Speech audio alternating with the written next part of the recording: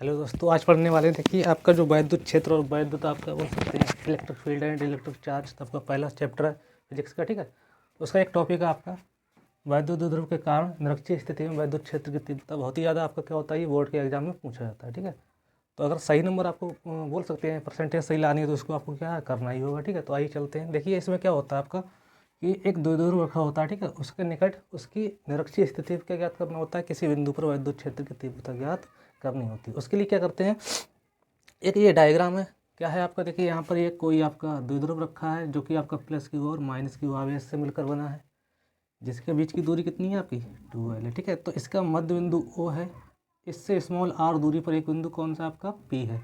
यहाँ इस बिंदु P पर जो कि क्या है, इसकी निरक्षीय स्थिति में, वहाँ पर हमको क्या ज्ञात करना है, वैद्युत क्षेत्र की तीव्रता ज्ञात करनी है। ठीक है, तो उसके लिए क्या करना होता है, तो आइए इसके लिए क्या करते हैं, सॉल्व करते हैं।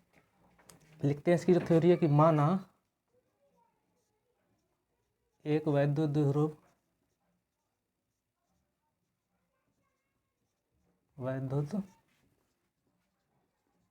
द्विध्रुव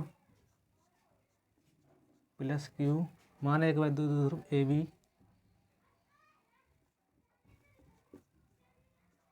प्लस क्यू बा माइनस क्यू आवेशों से मिलकर बना है, जिनके बीच की दूरी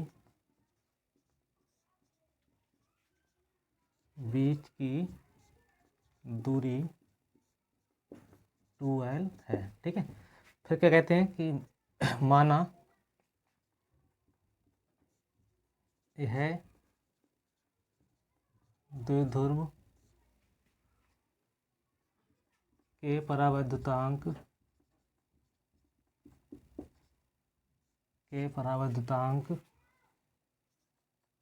वाले माध्यम में स्थित है। उसके बाद क्या बोलते हैं कि इसका जो मध्य बिंदु है वो क्या है आपका O है, और यहाँ से स्मॉल r दूरी पर क्या है, एक बिंदु। ठीक है, तो लिखेंगे माना इसके मध्य बिंदु O से स्मॉल r दूरी पर निरक्षीय स्थिति में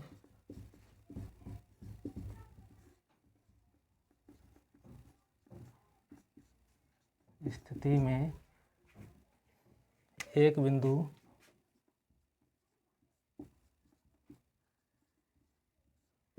P उपस्थित है,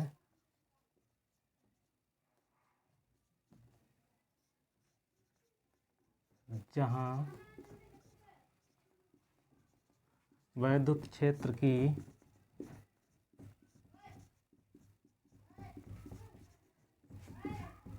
तीव्रता ज्ञात करनी है।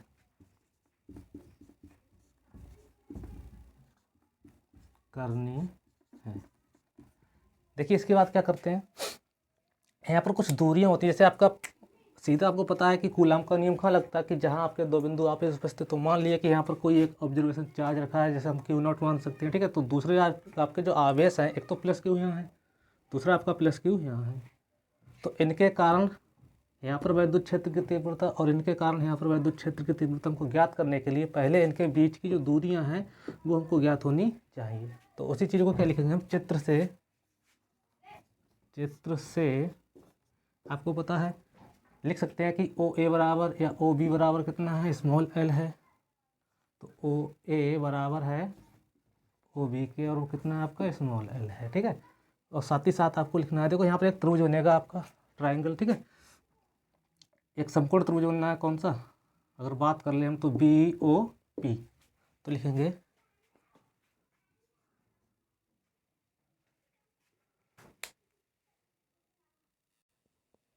देखिए क्या करना है कि समकोण त्रिभुज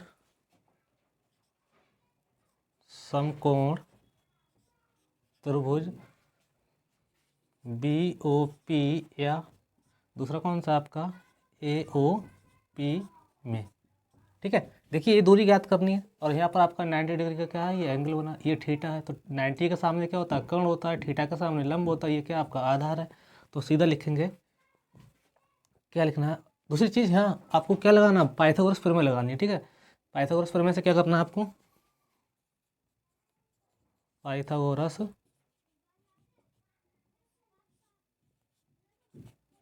प्रमेय से। और पाइथागोरस प्रमेय क्या होती है, कर्ण स्क्वायर बराबर लंब स्क्वायर प्लस आधार स्क्वायर। कर्ण कितना है वो आपको देखना है, बी पी, या हम कह सकते हैं ए पी, ठीक है। तो यहाँ लिखना है बी पी का स्क्वायर बराबर लंब कितना है आपका, तो लंब है ओ पी, ओ पी का स्क्वायर प्लस आधार कितना है, तो आधार है आपका बी ओ का स्क्वायर। देखिए यहाँ मान रख देना है, तो मान कितना है, बी पी हमको ज्ञात करना है। तो बी पी इधर से स्क्वायर हटाएंगे तो इधर क्या हो जाएगा, रूट हट जाएगा, यहाँ आ जाएगा आपका रूट लग जाएगा, यहाँ आ जाएगा। ओ पी कितना है, तो यहाँ से देखना है आपको ओ पी, इतनी दूरी कितनी मानी थी, स्मॉल आर मानी थी। तो यहाँ स्मॉल आर का स्क्वायर प्लस बी ओ कितना है, तो बी ओ है यहाँ से यहाँ तक आपका स्मॉल एल, तो स्मॉल एल का स्क्वायर। तो इस प्रकार से आपका बी पी, या हम कह सकते हैं ए पी, जो आपका मान आता है वो कितना आता है, जो आपकी डिस्टेंस आती है वो आती है R square plus L square का रूट, ठीक है। तो इसी प्रकार से यहाँ से हमने ये वाली दूरी निकाली और इसी प्रकार से क्या किया, ये वाली दूरी निकाल ली, ठीक है। देखिए इसके बाद क्या करना होता है आपको, फिर वही लिखेंगे कि प्लस क्यू आवेश के कारण, जैसे आपने अक्षीय स्थिति में किया था, ठीक उसी प्रकार से क्या लिखना है, प्लस क्यू। एक चीज़ और है, चलो पहले इसको कर रहे हैं, प्लस क्यू आवेश के कारण P पर वैद्युत क्षेत्र की तीव्रता कितनी होगी। देखो प्लस क्यू जो आपका आवेश है वो बिंदु ए पर है, और ए पर जो वैद्युत क्षेत्र की तीव्रता वो क्या मानी हमने, ई ए मानी है। तो यहाँ से क्या लिख लेना है कि ई ए वैक्टर बराबर 1/4 पाई एप्सिलॉन 0 के, जहाँ के माध्यम का परावैद्युतांक है, और क्यू अपॉन, और यहाँ से यहाँ तक की जो दूरी है वो कितनी है, बिंदु पी तक की, तो वो है आपकी रूट के अंदर R square plus L square, ठीक है। और तीव्रता की बात कर ले तो क्या होता है, वहाँ पर स्क्वायर लगा होता है, ठीक है। तो इसको डालना है समीकरण नंबर। अगर बात कर लें कि इसकी जो डायरेक्शन होगी आपके वैद्युत क्षेत्र की, वो क्या होगी हमेशा यहाँ पर ए से पी की ओर, क्योंकि यहाँ पर आपका जो चार्ज है वो कौन सा है, प्लस है। और आपको पता है कि जो प्लस चार्ज होता है वो हमेशा क्या करता है, वैद्युत क्षेत्र, ऐसा वैद्युत क्षेत्र क्या करता है, उत्पन्न करता है जिसकी दिशा उस आवेश से बाहर की ओर होती है, ठीक है। तो यहाँ लिखना चाहो तो लिख देना है कि ए से पी की दिशा में, ऐसे लिखना है आपको कि माइनस क्यू आवेश के कारण, माइनस क्यू आवेश के कारण P पर वैद्युत क्षेत्र की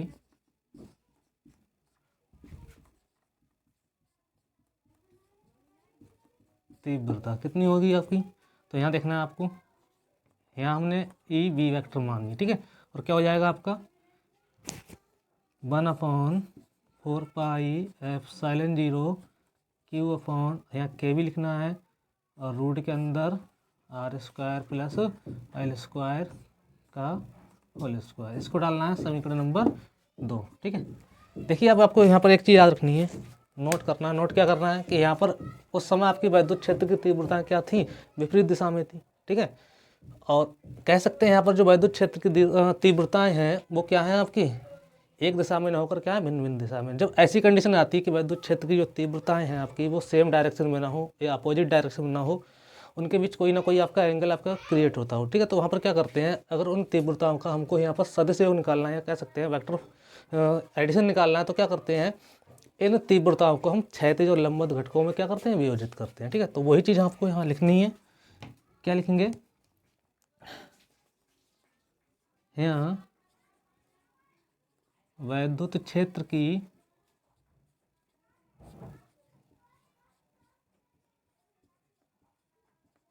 तीव्रताएं भिन्न भिन्न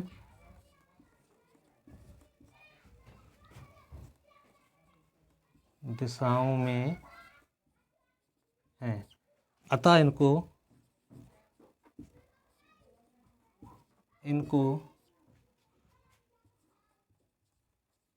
लंबवत व क्षैतिज घटकों में वियोजित करने पर, ठीक है। तो एक चीज़ याद रखना है, देखो पहले बात तो आपको यहाँ पर डायरेक्शन देखनी है। डायरेक्शन क्या होगी, या लंबवत कौन सा घटक होगा, क्षैतिज कौन सा घटक होगा। तो सबसे पहले पहचानने का एक ही तरीका है कि क्षैतिज घटक हमेशा वहाँ बनता है जहाँ पर आपका थीटा जिस भुजा के साथ बनता हो। जैसे हम बात कर लें, जो ई बी होगा इसका क्षैतिज घटक कौन सा होगा, तो जहाँ थीटा बनना है, थीटा कहाँ बना आपका, ये वाला बना, इस और इस डायरेक्शन के बीच बना, या बोल सकते हैं भुजा के बीच बना।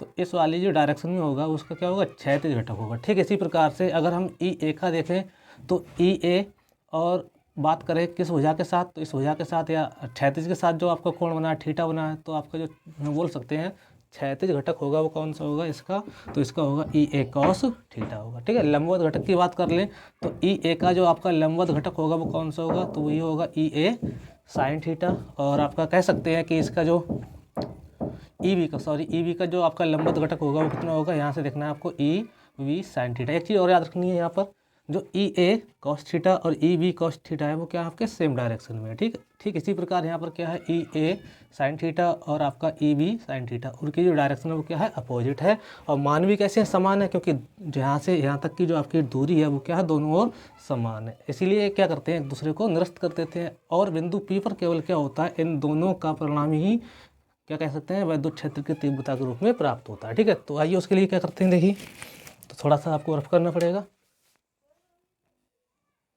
देखिए हमने क्या किया था कि जो आपकी वैद्युत क्षेत्र की तीव्रताएं थी ई ए और ई बी, उनको क्या कर दिया था, बोल सकते हैं लंबवत और क्षैतिज घटकों में विभाजित किया था। तो हम कह सकते हैं यहाँ पर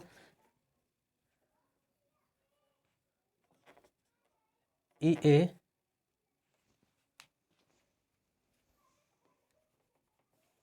जो लंबवत घटक होंगे वो कौन कौन से होंगे, तो यहाँ लिख देना है लंबवत घटक। दोनों के जो लंबवत घटक होंगे वो ई ए साइन थीटा होगा और इसका होगा आपका ई बी साइन थीटा। और क्षैतिज घटक कौन से होंगे, तो वो भी आपको लिख लेना है। तो क्षैतिज घटक होंगे आपके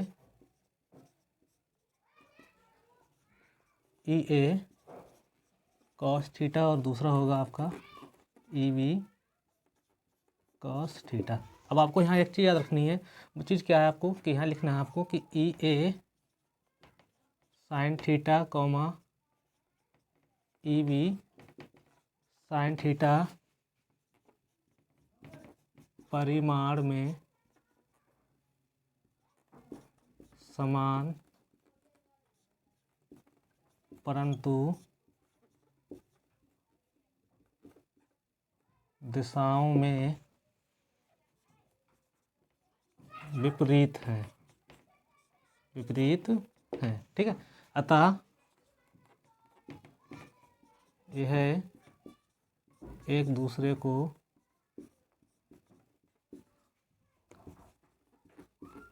निरस्त कर देंगे। अतः पी पर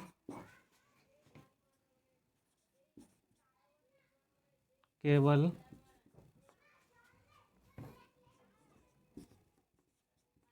क्षैतिज घटकों का सदिश योग ही कुल तीव्रता के बराबर होगा। ठीक है, देखिए क्या करना है, लिखेंगे अतः ई वेक्टर बराबर या ई बराबर क्या लिखना है आपको, E A cos theta plus E B cos theta. देखिए यहाँ से कॉस थीटा कॉमन है तो यहाँ से क्या हो जाएगा आपका ई बराबर ई ए प्लस ई बी और इनटू में हो जाएगा कॉस थीटा। इसको डालना है समीकरण नंबर 1, ठीक है। सॉरी 1 नहीं, एक तो पहले डाल चाहिए, यहाँ 3 पड़ेगी, ठीक है। और यहाँ से देखिए क्या करना है, सबसे पहले आपको कॉस थीटा का मान ज्ञात करना है। कहाँ से वो ज्ञात करेंगे? डायग्राम से। डायग्राम में क्या देखना है आपको, एक त्रिभुज बनेगा, समकोण त्रिभुज बी ओ पी। यहाँ देखना है आपको कि ये आपका लंब है, ये आपका कर्ण है, सॉरी ये आपका आधार है, ये आपका कर्ण है। तो यहाँ से हमको निकालना है कॉस थीटा का मान, और आपको पता है कि कॉस थीटा बराबर क्या होता है, आधार बटे कर्ण होता है। तो यहाँ से क्या हो जाएगा, लिखेंगे चित्र में त्रिभुज बी ओ पी से कॉस थीटा बराबर आधार बटे कर्ण, ठीक है। तो मान पुट करेंगे तो क्या हो जाएगा यहाँ से कि कॉस थीटा बराबर आधार कितना है आपका, आधार है एल, और कर्ण कितना है, तो कर्ण है रूट के अंदर R square plus L square, ठीक है। इसको ब्रैकेट के अंदर क्या कर देना है, बंद कर देना है। इसके बाद आपको क्या करना है कि समीकरण 3 में समीकरण 1 व 2 से, समीकरण 3 में समीकरण 1 व 2 से क्या करना है, एक तो ई ए और दूसरा ई बी, ठीक है। इनके मान उठाकर कहाँ रखना है, समीकरण नंबर 3 में रखना है, ठीक है। उसी प्रकार कॉस थीटा का मान भी आपके पास, वो भी क्या कर देना, समीकरण नंबर 3 में रख देना है। देखिए क्या होगा, यहाँ से इधर रखना है, ठीक है।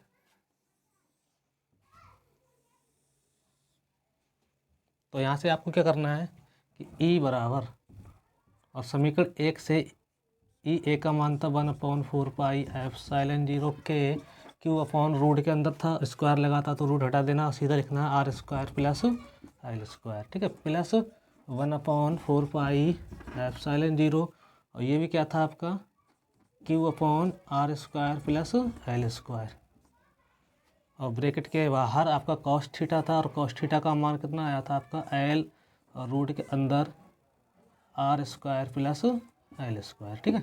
इसके बाद क्या करना है, देखिए ई बराबर एक, मतलब बिल्कुल सेम राशि है तो ये क्या हो जाएगा आपका ऐड हो जाएंगे, और यहाँ से क्या हो जाएगा 1/4 पाई एप्सिलॉन 0 के, और यहाँ हो जाएगा 2k अपॉन कितना, तो यहाँ से हो जाएगा आपका R square plus L square, ठीक है। और इधर क्या हो जाएगा, तो इधर हो जाएगा 1/, इस वाले एल को क्या करना है, इधर ले आना है, ठीक है। और यहाँ से बचेगा आपका 1/, ये पावर कितनी यहाँ पर, तो इसको लिख लेना R square plus L square की पावर 1/2, ठीक है। यहाँ से क्या हो जाएगा, आपको पता है 2q_l बराबर क्या होता है, तो वैद्युत ध्रुव का आघूर्ण होता है, उसको जगह क्या लिखना है आपको, तो ई बराबर लिखना है आपको 1/4 पाई एप्सिलॉन 0 के, और इसको लिख देना है आपको पी, और यहाँ लिखना है आपको R square plus L square की पावर 1 ये है, और हाफ ये है, तो कितना हो जाएगा 3/2 हो जाएगा, ठीक है। इसको डाल देना है, समीकरण डालना चाहो तो डाल देना, वरना बॉक्स के अंदर क्या कर देना है, इसको क्लोज कर देना है। उसके बाद आपको पता है कि क्या करते हैं यदि आपका आर स्क्वायर क्या, आर का मान क्या है एल से ज़्यादा है, ठीक है, और आर स्क्वायर का मान क्या है एल स्क्वायर से ज़्यादा होगा, तो उसको क्या कर देते हैं, छोड़ देते हैं। तो लिखना है यहाँ पर कि आर ग्रेटर देन है एल से, तब क्या होगा आपका R square greater than L square से, और क्या लिखते हैं कि एल स्क्वायर को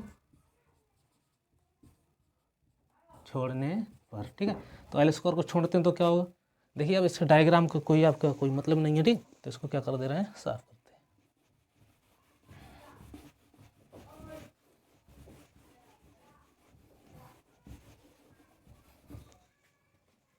यहाँ से क्या हो जाएगा आपका, इधर देखेंगे, ठीक।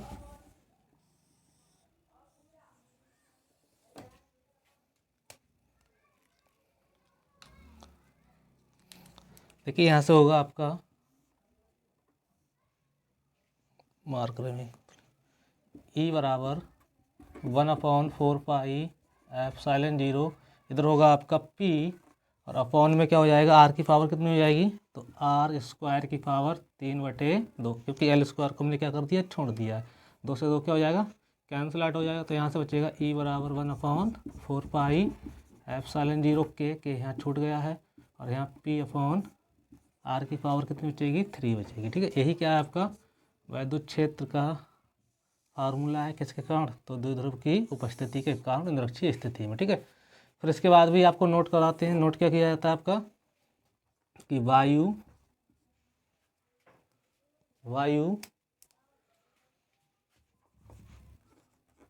वायु तथा निर्वात के लिए के बराबर कितना होता है, तो के बराबर 1 होता है। तब फार्मूला क्या होता है आपका कि ई बराबर 1/4 पाई एप्सिलॉन 0 और पी अपॉन आर की पावर 3, ठीक है। अगर हम बात कर लें वेक्टर रूप में तो इसकी जो वेक्टर फॉर्म होगी वो क्या होगी, तो ई वेक्टर बराबर हो जाएगा आपका 1/4 पाई एप्सिलॉन 0। कुछ नहीं करना है क्योंकि आपका जो पी है वो भी क्या है, एक वेक्टर राशि है, तो इस पर क्या कर देना है, इधर वेक्टर लगा देना है और नीचे क्या लिख देना है, आर की पावर 3। मात्रक तो सेम रहने वाला ही है। मात्रक क्या होता है इसका, तो वो भी नोट कर देना है कि मात्रक होता है इसका न्यूटन प्रति कूलम, ठीक है। ये क्या था आपका, तो ये आपका दिया हुआ था कि वैद्युत द्विध्रुव के कारण निरक्षीय स्थिति में वैद्युत क्षेत्र की तीव्रता का फार्मूला है, बोल सकते हैं व्यंजक, ठीक है। तो ये भी क्या है, एक बहुत ही इंपॉर्टेंट आपका क्वेश्चन है जो अधिकांशतः आपका क्या होता है बोर्ड के एग्जाम में पूछा जाता है, ठीक है। तो उम्मीद है कि आपको वीडियो कैसी आई, पसंद आई होगी, ठीक है। अगर पसंद आई हो लाइक करना है, ठीक है। और क्या करना है आपको, वीडियो को शेयर करना है और साथ ही साथ क्या करना है, चैनल को हमारे सब्सक्राइब करना है, ठीक है।